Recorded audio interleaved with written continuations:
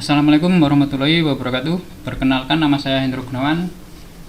Saya adalah mahasiswa dari Universitas Siberasia Jakarta. Kali ini saya akan membacakan sebuah presentasi tugas akhir dengan judul penerapan KNR Snackboard dengan metode Euclidean Distance untuk klasifikasi tingkat ketebalan cat di PT EGZ. Langsung saja. Di sini sebelumnya saya akan membacakan lembar keabsahan tugas akhir yang bertanda tangan di bawah ini. Nama lengkap Hendro Gunawan, kelas IPTA, NIM 200401072103, Universitas Siberasia, program studi PJJ Informatika. 1. Tugas akhir ini disusun secara ilmiah yang menempuh aspek originalitas, valid, dan dapat dipertanggungjawabkan. 2. Tugas akhir ini disusun tidak menggunakan generatif AI untuk perbantuan penulis kalimat atau paragraf atau bab. 3. Data yang digunakan dalam penelitian ini adalah data yang bersumber pada penerapan metode usulan dari sumber ilmiah lain atau dari instansi yang berizin secara resmi. Jika di kemudian hari ditemukan hal-hal yang melanggar ketentuan penyusun tugas akhir, saya bersedia dan menerima sanksi akademik dari Universitas Siberasia.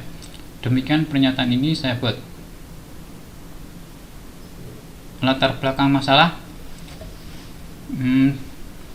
Definisi klasifikasi merupakan proses mengkategorikan data ke dalam kelas-kelas dengan properti yang sebanding, menggunakan data pelatihan sebagai referensi dan data uji untuk pengujian. Tujuannya adalah untuk memperkirakan kecenderungan dalam data atau item yang tidak terklasifikasi dari kelas-kelas yang belum memiliki label. Dampak pesatnya pertumbuhan sektor industri berdampak pada terciptanya persaingan antar badan usaha baik swasta maupun milik negara yang bergerak di bidang manufaktur dan jasa. Alhasil, berbagai organisasi akan berlomba-lomba memberikan pelayanan terbaik kepada para kliennya. Salah satunya adalah dengan berfokus pada kualitas barang yang dihasilkan. Dan observasi perkembangan industri otomotif dalam beberapa tahun terakhir telah melahirkan berbagai metode campuran yang lebih efisien dan inovatif, memungkinkan terciptanya komposisi optimal untuk fungsi perlindungan. Namun berdasarkan observasi yang telah dilakukan, didapatkan fakta bahwa masih adanya cacat atau defek pada proses cat dasar, diantaranya cat yang tidak rata, cat terlalu tipis, cat terlalu tebal, dan cat terkelupas. Rumusan masalah berkaitan dengan latar belakang dan identifikasi masalah di atas, maka rumusan masalah yang bisa diambil adalah: 1. Apakah algoritma KNN dapat diterapkan untuk menghasilkan tingkat ketebalan cat pada proses primary painting di PT EGZ terkait cat yang tidak rata? Kemudian 2. Seberapa efektif algoritma KNN dalam mengklasifikasikan ketebalan cat berdasarkan tekanan udara, ketebalan, dan viskositas pada proses primary painting terkait cat terlalu tipis? 3. Berapa nilai parameter K yang optimal untuk menghasilkan akurasi klasifikasi yang tinggi dan menghindari overfitting dalam penerapan algoritma KNN terkait adanya cacat atau defek? 4. Bagaimana pengaruh variabel tekanan udara, ketebalan, dan viskositas terhadap akurasi klasifikasi tingkat ketebalan cat yang dihasilkan oleh algoritma KNN terkait cat terlalu tebal? Kemudian tujuan penelitian untuk menerapkan algoritma KNN dalam proses klasifikasi berdasarkan parameter ketebalan cat atau thickness, tekanan udara atau pressure, dan viskositas atau viscosity pada proses cat dasar di PT EGZ. Kedua, untuk mengetahui nilai parameter K yang optimal, serta mengukur performa model melalui akurasi dan cross validation yang dihasilkan dari dataset proses cat dasar, untuk memberikan rekomendasi penerapan algoritma KNN dalam mendukung proses optimasi parameter pengecatan industri. Keempat, untuk mendapatkan prediksi klasifikasi berdasarkan data uji sehingga dapat digunakan sebagai acuan pengambilan keputusan di masa mendatang. Metode penelitian. Metode yang digunakan adalah Euclidean Distance. Rumus Euclidean Distance digunakan untuk menghitung jarak antara data pengujian dan data pelatihan menggunakan algoritma KNN. Metrik jarak yang paling umum digunakan adalah jarak Euclidean Evaluasi model meliputi akurasi, presisi, recall, absolute score, dan akurasi score. Selain itu, evaluasi juga dilakukan dengan menggunakan confirmation metric dan validasi silang atau cross validation. Kemudian kelebihan dan kekurangan KNN. Ketertarikan penulis dengan permasalahan dalam tugas akhir ini adalah karena algoritma KNN merupakan algoritma yang sering digunakan dalam penelitian oleh para penulis karya ilmiah. Algoritma KNN memiliki beberapa kelebihan, di antaranya: 1. Ketangguhan terhadap data training yang memiliki banyak noise dan data dalam jumlah yang besar. Kedua, sangat sederhana atau simple. Ketiga, kuat dalam hal ruang pencarian, misalnya kelas tidak terlalu linear dipisahkan. Keempat, efektif untuk menghitung data dalam skala kecil. Kelima, beberapa parameter untuk acuan adalah jarak metrik dan K. Sedangkan kelemahan dari algoritma KNN adalah: yang pertama, perlu menentukan jumlah tetangga terdekat dari target data yang disimpulkan dengan nilai parameter K. Kedua, data training yang didasarkan pada hasil perhitungan jarak kurang akurat karena harus memilih, mencoba, dan menentukan jenis jarak yang digunakan dan atribut mana yang dipakai untuk mendapatkan hasil perhitungan jarak yang terbaik. Dan 3, biaya komputasi yang tinggi karena membutuhkan perhitungan jarak dari tiap query instansi pada keseluruhan contoh data training.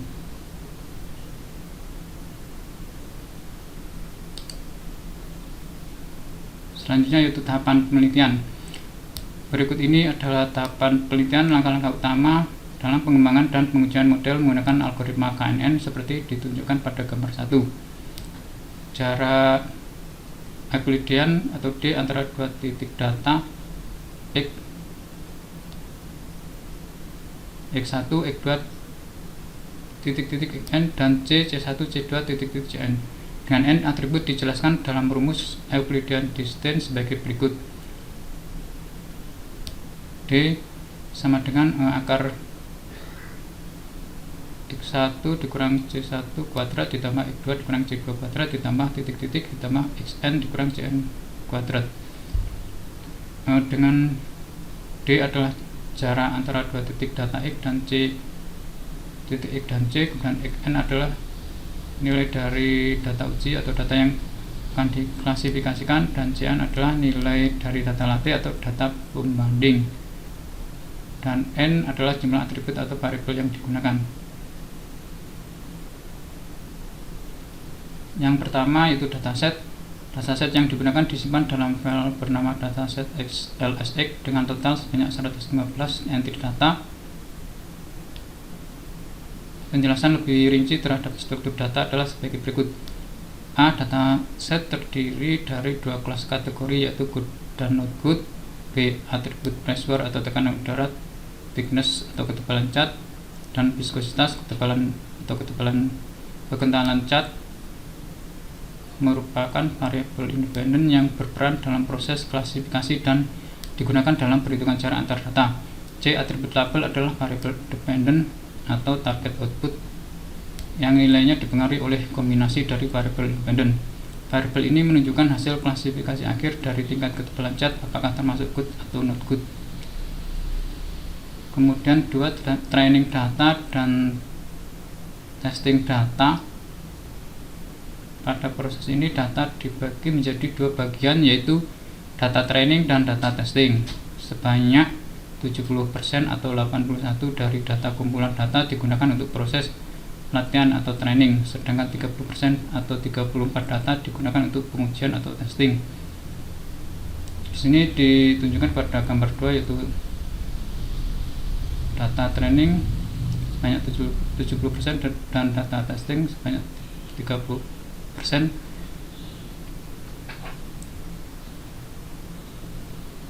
atau hot data. Dan ketiga, developing KNN model.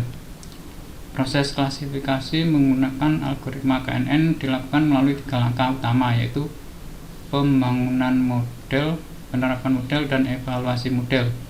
Pada tahap awal, model dibangun menggunakan data pelatihan atau training data yang sudah memiliki atribut dan label kelas yang diketahui. Data ini digunakan untuk melatih model agar dapat mengenali pola dan hubungan antar variabel. Keempat, model. Untuk membangun dan menguji model, dataset dibagi menjadi dua bagian, yaitu data pelatihan atau training data. Digunakan untuk membentuk model berdasarkan pola dan hubungan antar atribut. B. Data pengujian atau testing data. Digunakan untuk mengevaluasi kinerja model terhadap data yang belum pernah dilihat sebelumnya. Model akan memprediksi kelas suatu data uji dengan membandingkan jaraknya terhadap data pelatihan, kemudian memilih nilai K tetangga terdekat untuk menentukan kelas berdasarkan mayoritas suara atau voting. Kemudian 5. Akurasi testing. Pengujian akurasi dilakukan dengan cara membaca dataset, kemudian normalisasi data, pisahkan data menjadi data latih dan data uji, hitung akurasi untuk setiap nilai K, dan menampilkan nilai K terbaik. Alasan mengapa peneliti menggunakan rasio 70% dan 30%, yaitu yang pertama,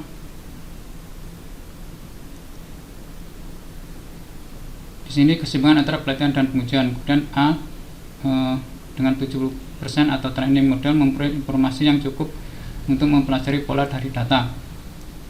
B, 30% data testing cukup representatif untuk mengevaluasi generalisasi model terhadap data baru, dan menghindari overfitting atau underfitting. Jika terlalu banyak data digunakan untuk training, misalkan 90/10, model bisa terlalu menghafal data dan gagal menggeneralisasinya. Dan jika terlalu sedikit untuk training, misalkan 50/50, model tidak memiliki cukup data untuk belajar dengan baik. Ketiga, rasio yang telah teruji secara empiris. Banyaknya penelitian dan studi terdahulu menggunakan rasio 70/30 dan menunjukkan hasil evaluasi yang stabil dan dapat diandalkan. Rasio ini juga direkomendasikan dalam banyak literatur sebagai baseline sebelum mencoba teknik validasi lain seperti K-fold cross validation. Kemudian keempat, sederhana dan efektif. Rasio ini mudah diterapkan, tidak terlalu membebani komputasi, dan cocok untuk dataset berukuran kecil hingga menengah. Dan 6, yaitu comparing akurasi.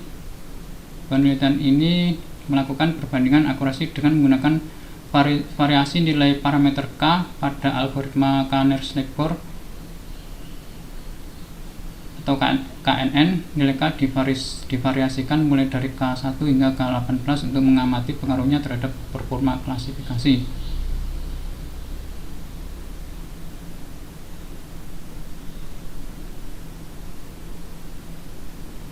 Nah, di sini ditunjukkan gambar model. Di sini terdapat data LSX dan splitting data dengan perbandingan rasio 0,7 dan 0,3. Kemudian algoritmanya yaitu KNN dan apply model, dan yang terakhir adalah kita menggunakan performance atau performance.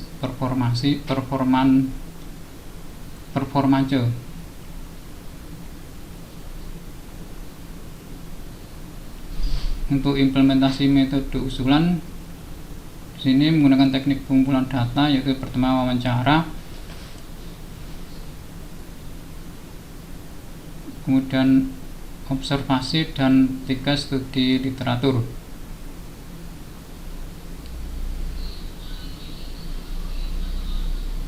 Kebutuhan perangkat keras atau hardware dan perangkat lunak atau software. Adapun komputer PC yang digunakan dalam penelitian ini memiliki spesifikasi sebagai berikut. Yang pertama, prosesor menggunakan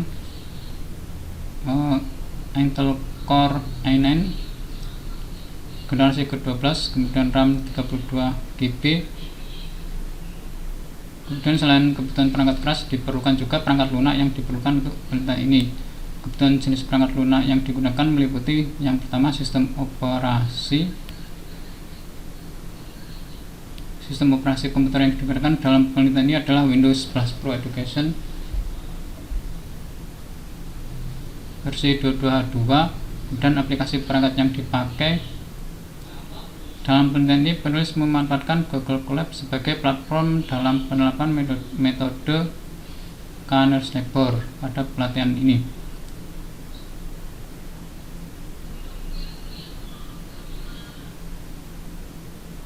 Kemudian yang ketiga yaitu Microsoft Office Word, digunakan untuk menulis laporan hasil penelitian. Dan keempat, Microsoft Excel atau software digunakan untuk menulis dan menyimpan dataset hasil penelitian dalam format XLSX. Selain Google Colab, penelitian ini juga menggunakan aplikasi RapidMiner. Dan label kategori hasil klasifikasi berdasarkan hasil pre-processing data terdiri dari dua kelas, yaitu good dan not good. Label ditentukan secara manual berdasarkan ketentuan sebagai berikut. Pressure good antara 4 dan 5 bar, good dan not good lebih kecil 4 atau lebih besar 5 bar. Dan thickness catheter dan epoxy good, jika good adalah lebih besar dari 20 μm dan not good lebih kecil sama dengan 20 μm. Kedua, Zinrig untuk cat Zinrig yaitu good lebih besar 15 μm dan not good lebih kecil sama dengan 15 μm. C, viskositas cat Zetter yaitu good antara 8 sampai 10 detik, kemudian not good lebih kecil dari 8 atau lebih besar 10 detik. Kemudian yang kedua yaitu cat Zinrig, good antara 7,5 sampai 8,5 detik, not good lebih kecil 7,5 atau lebih besar 8,5 detik. Dan ketiga, cat epoxy, good antara 8,5 sampai 9,5 detik, kemudian not good 8,5 atau 9,5 detik. Yang keempat, cat tipe PLD, good antara 14 sampai 15 detik, dan not good lebih kecil 14 atau lebih besar 15 detik. Data latih. Tabel 1 berisi data latih yang digunakan dalam proses klasifikasi dengan metode KNN. Yang pertama, bagian pertama dari tabel mencantumkan beberapa sampel data yang telah dikategorikan dengan label good atau not good berdasarkan hasil pengukuran variabel input berupa pressure atau bar, thickness atau μm, dan viskositas atau detik. Kemudian dua, bagian lanjutan dari tabel berisi tambahan data latih yang memiliki karakteristik serupa dengan bagian pertama, digunakan untuk meningkatkan akurasi model klasifikasi.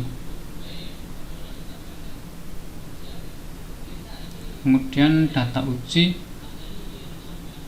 Pada proses pengenyataan dilakukan pengukuran secara acak terhadap sebuah produk yang akan dicari labelnya, yaitu tipe VLD 00003 A dengan variabel hasil pengukurannya yaitu ketebalan cat atau thickness sebesar 36, kemudian tekanan gas kompresor atau pressure sebesar 5 bar, dan tingkat keenceran cat atau viskositas sebesar 14 detik.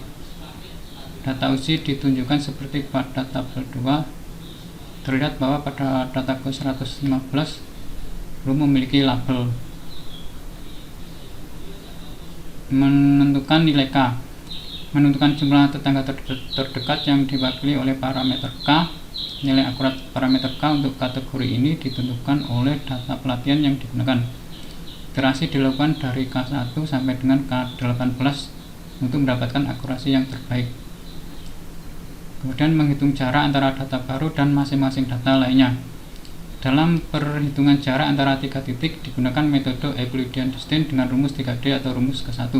Sebagai contoh, penghitungan jarak dari data ke-1 hingga data ke-5 adalah sebagai berikut. Data ke-1 distance sama dengan akar dari 5 dikurang 5 kuadrat ditambah 22 dikurang 36 kuadrat ditambah 8 dikurang 14 kuadrat sama dengan akar 0 kuadrat ditambah min 14 kuadrat ditambah min 6 kuadrat sama dengan akar dari 0 ditambah 196 ditambah 36 sama dengan akar dari 232. Hasilnya adalah 15,2315. Demikian juga untuk data kedua sampai dengan data kelima. Kemudian menentukan 3 data terdekat dan label prediksi data baru.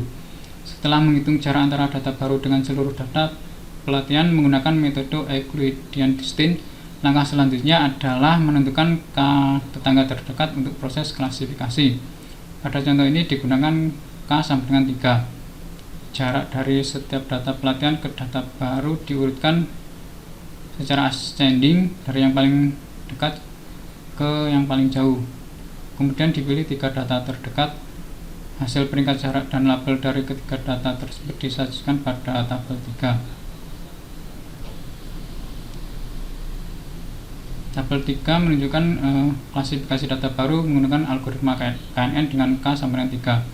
Data baru yang diuji adalah PLD 00003A dengan parameter thickness 36 μm, pressure 5 bar, dan viskositas 14 detik. Kolom jarak menunjukkan hasil perhitungan Euclidean distance antara data baru dengan data lainnya dalam dataset. Tiga data terdekat atau K sama dengan 3 adalah yang pertama data ke 115 yaitu PLD 0003A dengan jarak 0, dan B data ke 65 yaitu PLD 00008 nomor 1 dengan jarak 0, dan C data ke 59 yaitu PLD 0008 nomor 6 dengan jarak 2. Semua data dalam K3 memiliki label good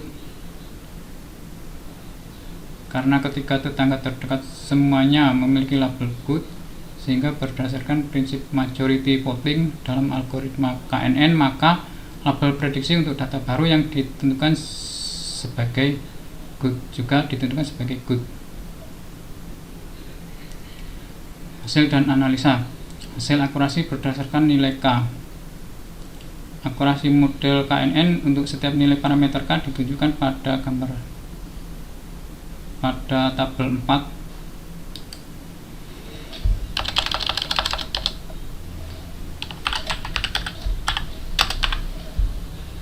Berdasarkan hasil pengujian diperoleh akurasi tertinggi sebesar 97,06% pada nilai K sama dengan 1 hingga K sama dengan 2. Hal ini menunjukkan bahwa model mampu melakukan klasifikasi data dengan sangat baik pada nilai-nilai tersebut. Namun demikian, akurasi mulai mengalami penurunan pada nilai K lebih besar. K.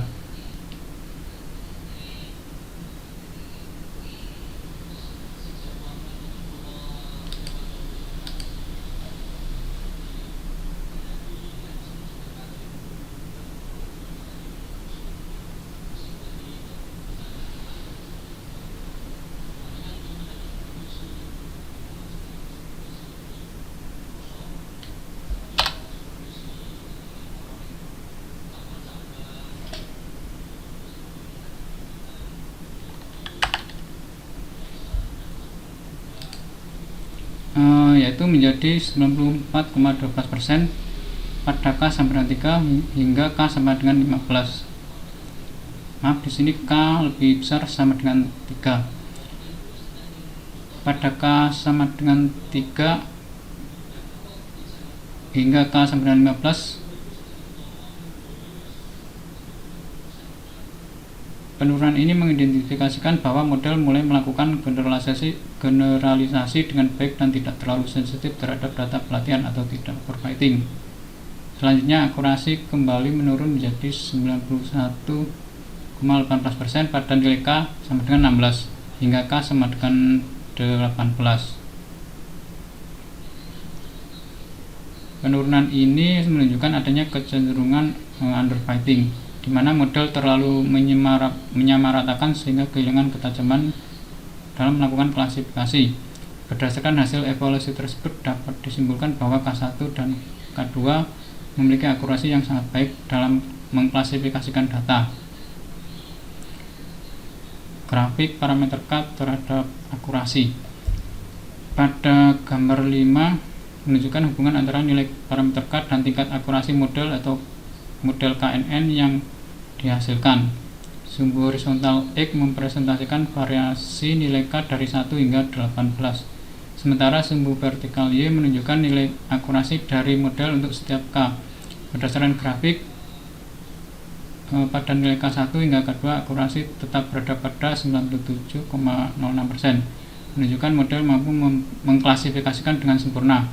Kedua, mulai dari K3 hingga K15 terjadi penurunan akurasi ke 94,12%, namun masih menunjukkan performa yang sangat baik.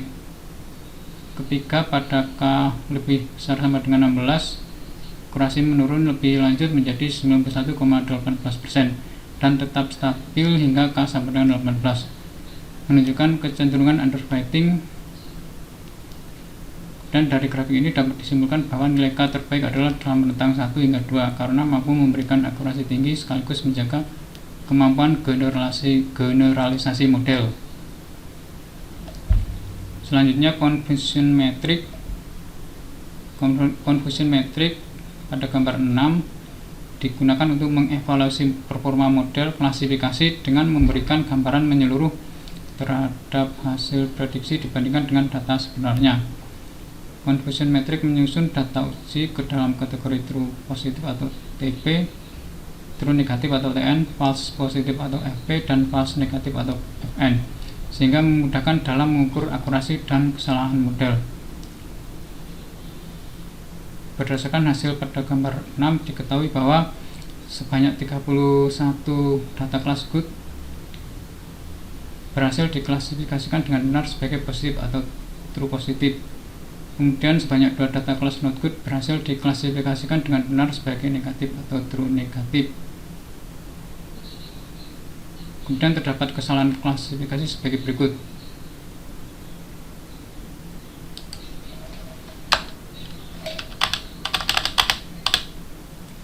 Yang pertama, false positif atau FP, tidak ada data negatif yang salah diklasifikasikan sebagai positif. Kemudian false negatif atau FN, terdapat satu data positif yang salah diklasifikasikan sebagai negatif.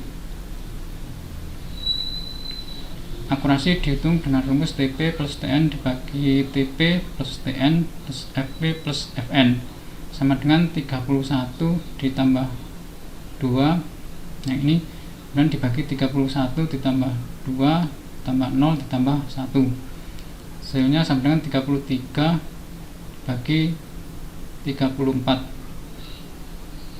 Jadi akurasi di sini sebesar 0,97058 dikali 100% sama dengan 97,06%.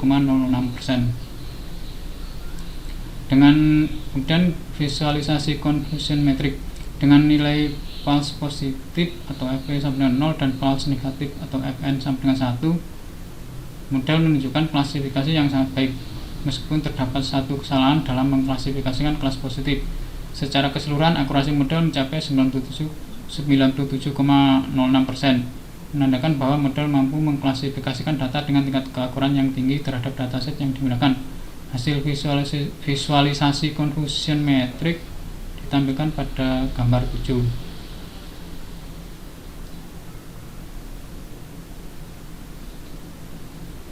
Dan kinerja model ditunjukkan pada gambar 8. Untuk kelas good, model memiliki nilai precision sebesar 0,97 yang berarti bahwa 97% prediksi untuk kelas good adalah benar. Untuk kelas not good, nilai precision sebesar 0,67 menunjukkan bahwa hanya 67% prediksi untuk kelas tersebut yang benar. Pada metrik recall, kelas good memperoleh nilai 0,97 yang berarti hampir semua data yang termasuk dalam kelas good berhasil diklasifikasikan dengan benar. Untuk kelas not good, nilai recall sebesar 0,67 menunjukkan bahwa hanya 67% data yang sebenarnya not good berhasil dikenali dengan benar. Nilai F1 score untuk kelas good adalah 0,97,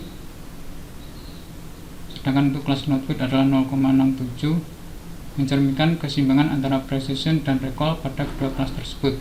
Rata-rata keseluruhan kinerja model adalah makro AVG precision 0,82, recall 0,82, dan F1 score 0,882.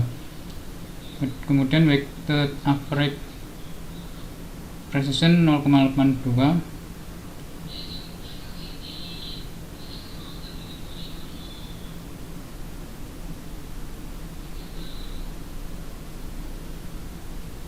maaf, untuk precision di sini 0,94, kemudian recall 0,94 dan F1 score yaitu 0,94. Kemudian akurasi keseluruhan model sebesar 0,94 atau 94% menunjukkan bahwa model mampu mengklasifikasikan data dengan tingkat ketepatan yang tinggi meskipun terdapat ketidakakuratan pada prediksi kelas .good.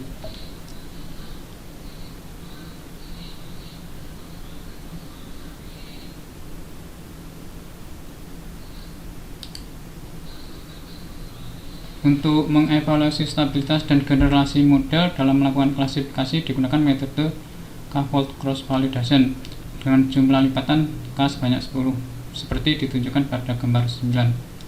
Proses ini dilakukan dengan membagi data menjadi 10 bagian di mana pada setiap iterasi satu bagian digunakan sebagai data uji, sedangkan 9 bagian lainnya digunakan sebagai data latih. Di sini ditunjukkan pada gambar 9. Pada proses dataset XLSX menggunakan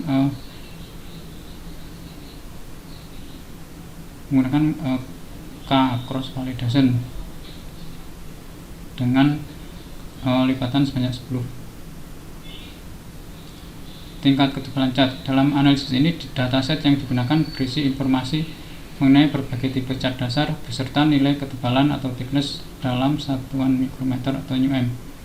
Untuk menentukan cat dengan ketebalan tertinggi dan terendah digunakan fungsi id_max dan id_min dalam Python yang masing-masing mencari indeks dengan nilai maksimum dan minimum dari kolom thickness. Hasil dari analisis ini menunjukkan bahwa tipe HN116 nomor 2 memiliki ketebalan tertinggi sebesar 70 mikrometer, sedangkan tipe MSM 03521 nomor 3 memiliki ketebalan terendah sebesar 7 mikrometer seperti ditunjukkan pada gambar 10.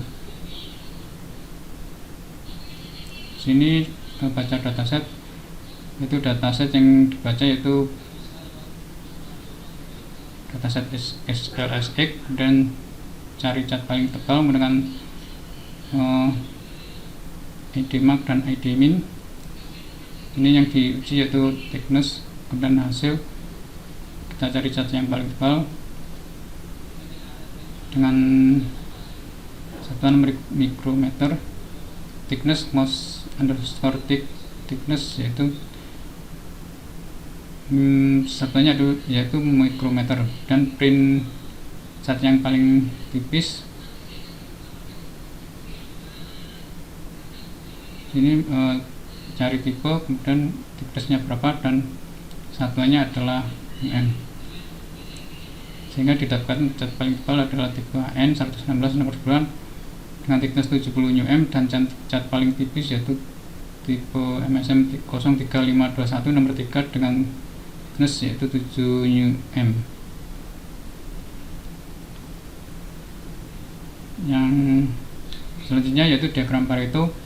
Gambar 11 di samping ini merupakan Pareto chart yang menunjukkan ketebalan cat atau thickness berdasarkan tipe atau berdasarkan tipe.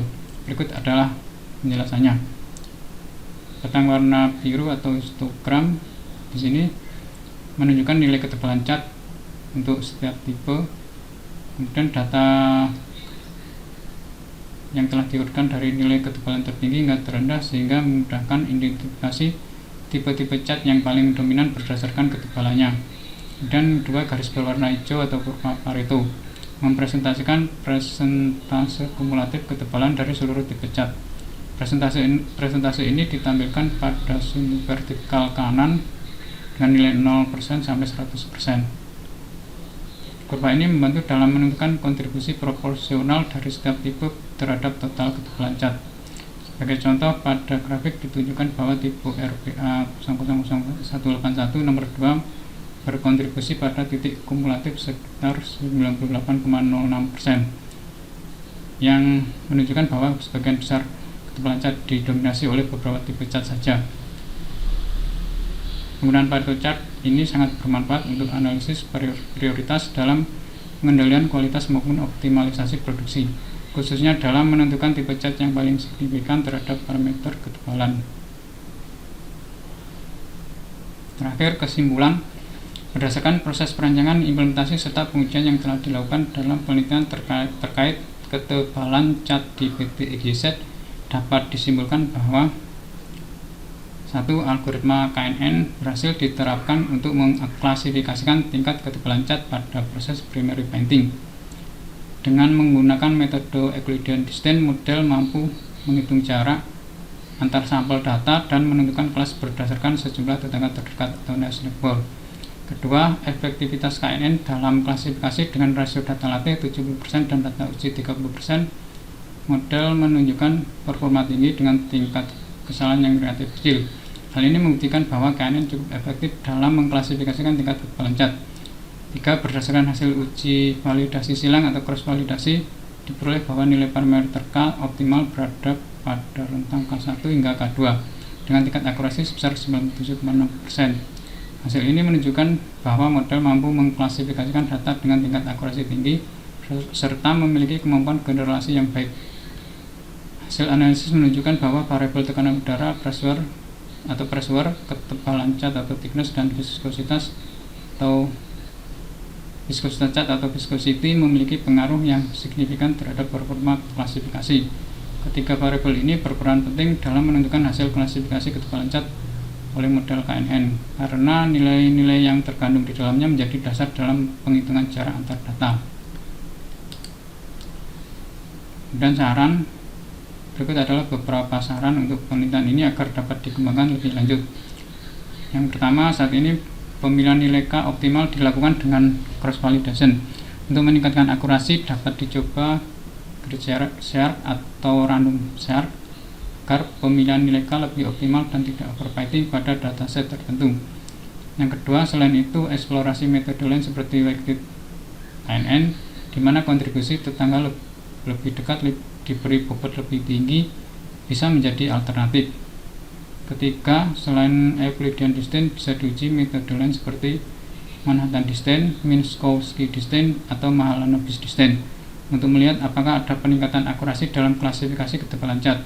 4. Hasil klasifikasi menggunakan KNN dapat dibandingkan dengan algoritma lain seperti Decision Tree, Random Forest, atau Support Vector Machine atau SVM untuk melihat apakah ada metode yang lebih baik dalam klasifikasi ketebalan cat. Kelima, meningkatkan jumlah sampel dan keragaman dataset.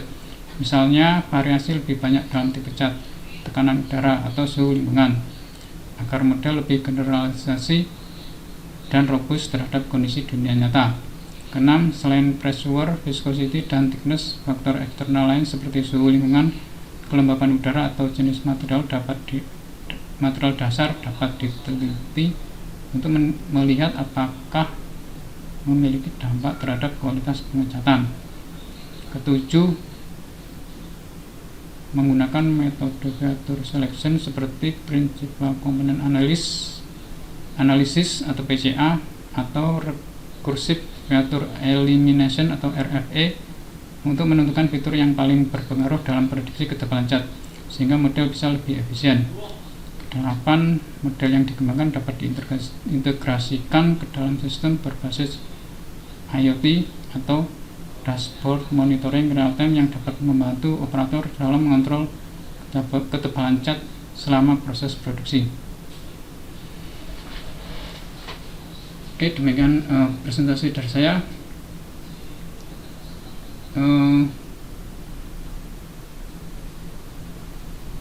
Untuk selanjutnya saya akan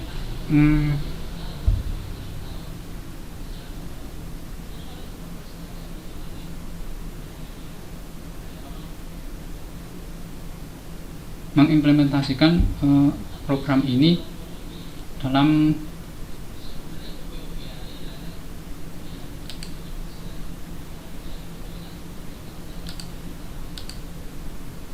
aplikasi RapidMiner. Nah, seperti ini adalah modelnya. Kemudian di sini terdapat dataset dan split data menggunakan rasio 0,7 atau 70% berbanding 30% atau 0,3. Kemudian ini adalah metode, ini adalah algoritma yang digunakan, yaitu KNN dengan K1. Kemudian nanti kita bisa dirubah-rubah ini dari K1 hingga ke K18 dan apply model. Nanti ini menggunakan measure atau metode Euclidean distance. Kemudian apply model dan parameter selanjutnya itu performance atau performa classification. Sini ya, menggunakan yang saya cari adalah akurasi. Kemudian kalau sudah kita play running atau start. Nah, hasil dari akurasinya yaitu 97,06%. Kemudian selanjutnya yaitu cross validation. Sini terdapat dataset SX, LSX dan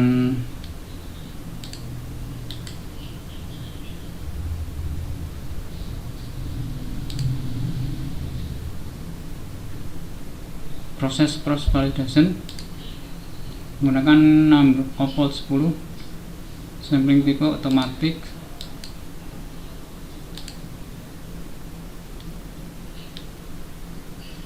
untuk dataset menggunakan dataset LSX. Sini kita klik running. Untuk performance atau akurasi performansenya yaitu akurasi 94,85% plus minus 5,93% dan micro average 94,78%.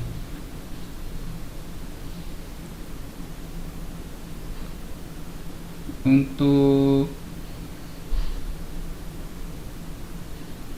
prediction good throughput 103, kemudian prediction good true not good sebesar 5 dan class precision 95,37% dan prediction not good throughput 1, prediction not good throughput 6 dan prediction not good class precision yaitu 85,71%. Class recall throughput yaitu 99,04% dan class recall true not good yaitu sebesar 54,55%. Plot-nya seperti ini.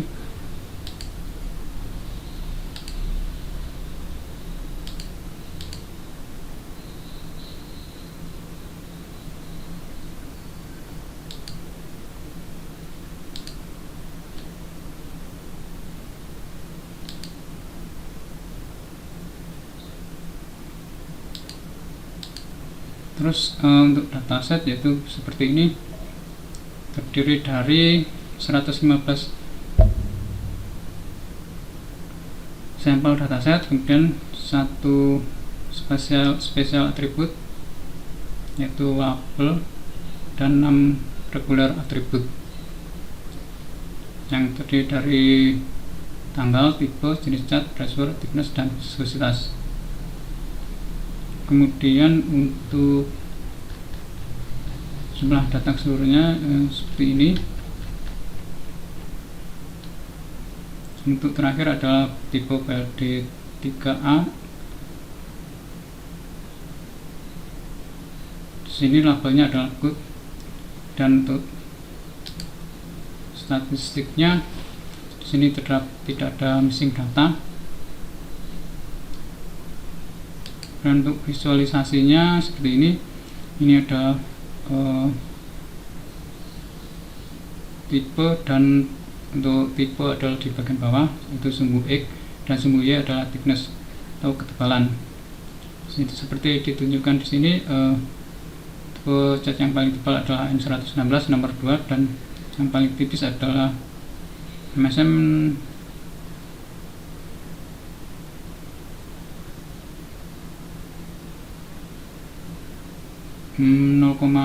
MSM 2806